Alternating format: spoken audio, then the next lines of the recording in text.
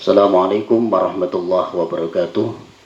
Saudaraku rahimakumullah, di Indonesia kita mengenal yang namanya tri kerukunan, yaitu 3 macam kerukunan di Indonesia. Yang pertama ada kerukunan antar umat seagama.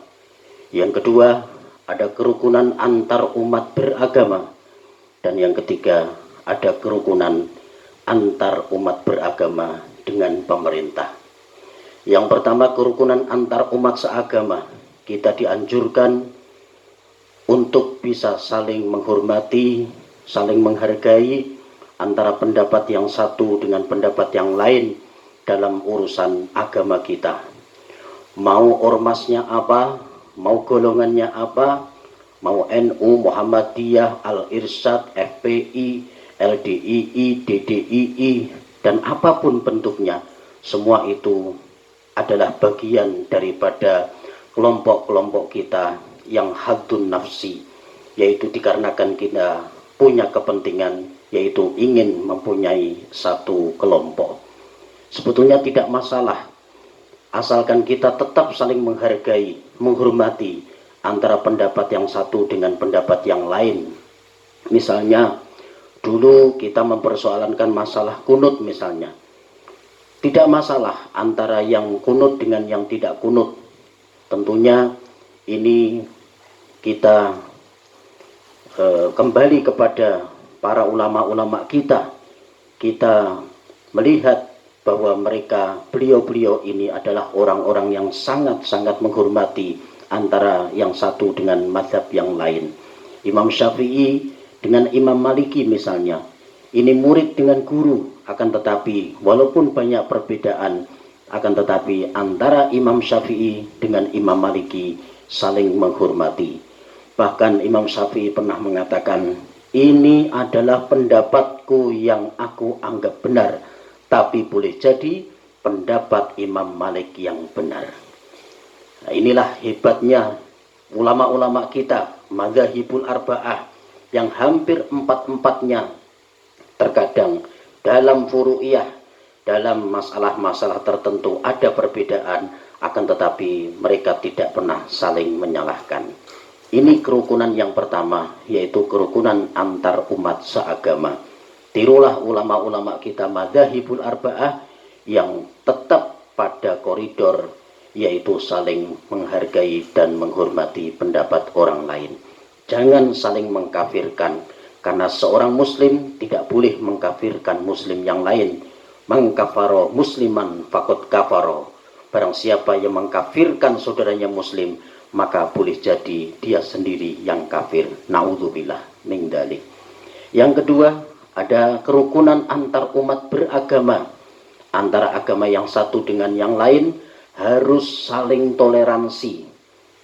Dan ini sudah kita laksanakan bersama, misalnya dengan adanya acara kita berkumpul bersama, jumpa warga, 17-an, kemudian kita mengadakan halal bihalal, lomba dan sebagainya. Ini adalah merupakan satu keguyuban, salah satu daripada bagian kita hidup, yaitu dalam kerukunan antar umat beragama. Mau Islam, mau Kristen, Katolik, Buddha, Hindu, Konghucu, semua itu adalah saudara kita secara insan atau basyariah. Secara kemanusiaan, secara sosial, semua itu adalah saudara kita, sama-sama makhluk Allah. Jaga kerukunan antar umat beragama, tidak saling mengejek, semua harus saling toleransi, semua menjaga hak dan kewajibannya masing-masing di negeri kita sendiri. Yang ketiga, ada kerukunan antar umat beragama dengan pemerintah.